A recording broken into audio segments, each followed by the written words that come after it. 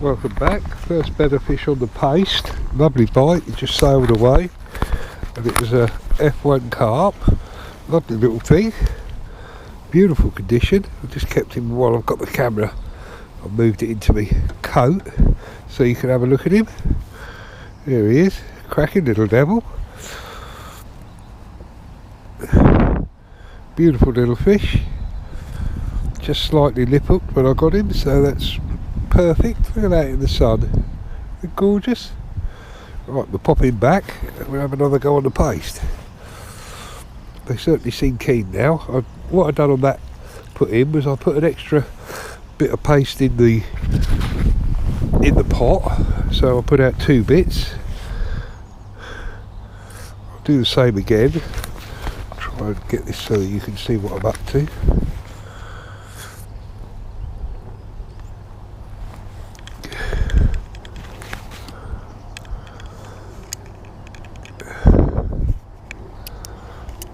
Trying a new elastic. I bought it off the internet. It looks quite a good one. It's a 6/8 this one, and it certainly sorted him out okay.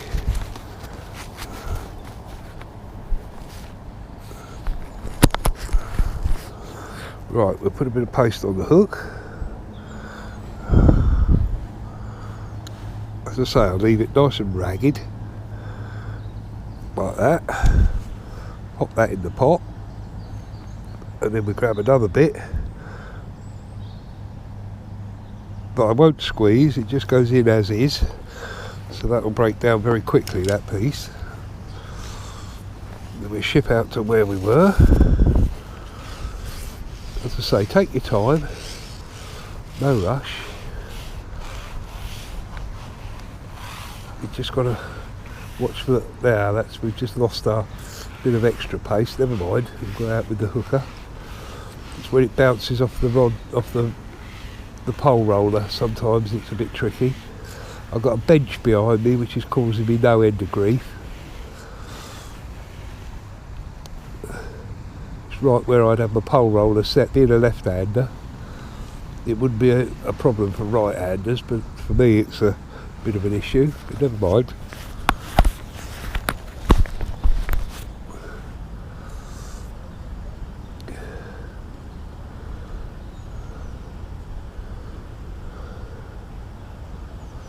Float's sitting a little bit deeper than normal. I might have a little bit of a tangle there. I'll just risk lifting it out. Chances are my paste might fall off, but oh no, it's okay. So that float was sitting down in the water a little bit too deep. That's better.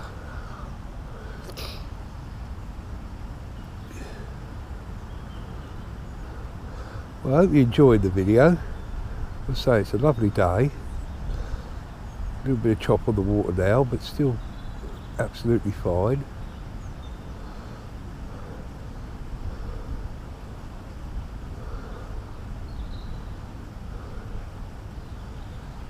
So I've had 2 proper bream that have come off, because they're little oh, that was another fish, just bumped in. But they're out there in number, which is great, on the paste. Ah. Late February, unbelievable. Oh, trying to find my pole roller by feel rather than sight because I can't see it.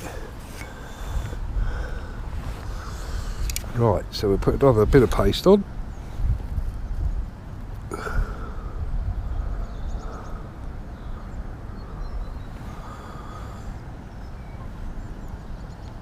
As I say, big hook because you're completely burying the hook. Fish can't see it. And this is the method that does find you some very big fish on occasion. Carp to £20. If they're in here, we'll take what we've got on our hook. Right, let's see if we can ship this bit out without it falling out. Rough guess at where it comes off the pole roller, which is about now, I think. Yeah. That's better, we're out. We're past the danger zone. Get the float in the water so we don't get any tangles. Go out to the length of pole that we need. Drop them both in. just pull your float back that extra metre.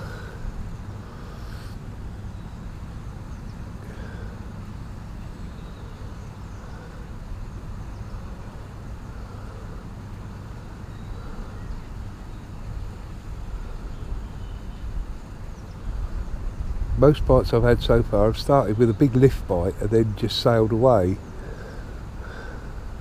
which is fairly normal for the paste. As I say, in the height of summer you don't see the bite, it's so quick. You just realise that your pole's being dragged round, so you've got him.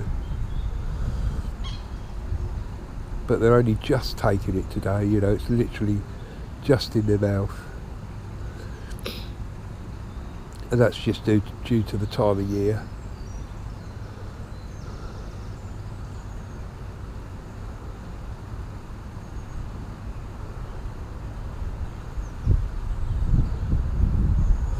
But it's been successful to have caught over both of the baits I brought with us, which was just the paste and the liquidised corn. They both worked, so that's really good news.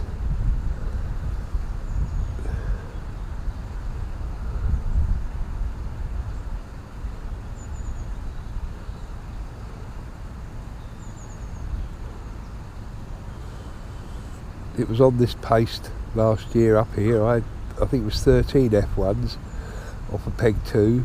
They do like a bit of paste.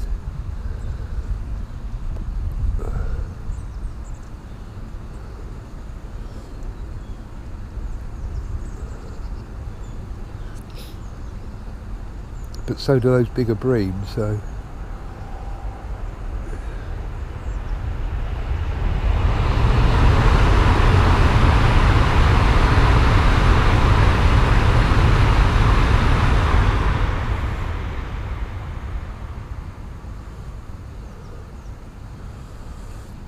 got our chilly feet competition up here on Sunday, but sadly the forecast is for heavy rain and wind all day, so I shall certainly keep my eye on the weather. I don't think I fancy it if it's like that. It's not nice fishing under a brolly, especially with the amount of mud that's up here at the moment. It'll just get worse and worse. So we shall have to see about that one. I've got a competition up here the following Wednesday, which I will be doing, whatever the weather. But as I say, the Sunday one we'll just, there we go. Ah, now that's a bream. See the elastic doing its work. We'll take it gently with this one, see if we can keep him on.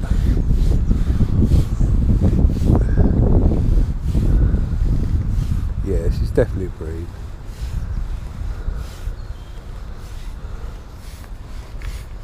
And look at that, off he goes again. They're literally just taking it in the lip.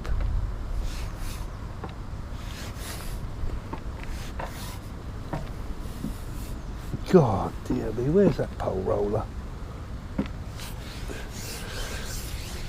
So that's sort of telling us that they're not really absolutely ready for it yet, but they're having a go. But that's the third bream that I've lost. So I can't leave the bite any longer because I don't think it would develop anymore. If I was fishing in a match and it was doing this, what I'd do is I'd drop down, I'd get one of the other tops out with a lighter elastic. I've got some with a four elastic, and that would be what I'd do to try and take the pressure off of the hook hold. But when you think of the size of the hook we're using, if you was on a smaller hook, I doubt very much you'd even connect with them. So it seems to be only the bream that are just holding it in their gob like that, because the F1 he was properly hooked, but it was lightly hooked. But fortunately we got the bream out of the swim, which is a good thing, because if you bump them normally in the swim, that's at the end of your bream for a while, because they don't like it. I'm putting in that extra little bit of paste every time I go out there.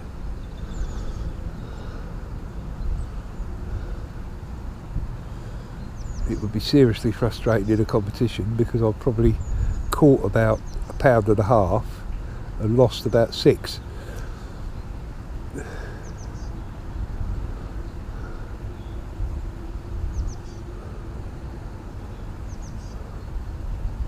There's the lift bite. Usually the lift bite's followed by it going straight under, but it hasn't this time. It's just lifted and dropped back again.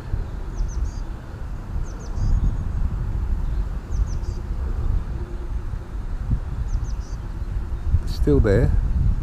Oh, it's a tiny little bite.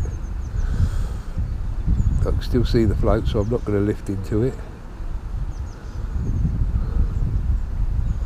Wait till I can't see it.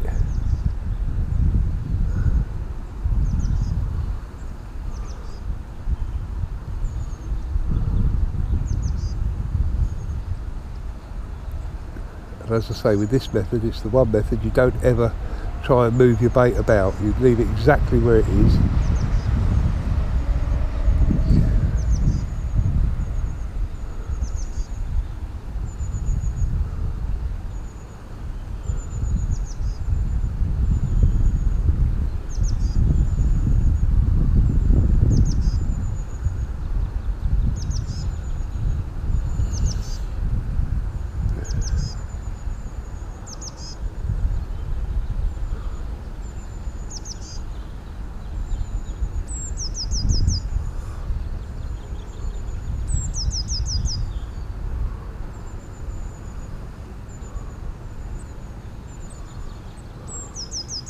Right, I'll switch off for the moment.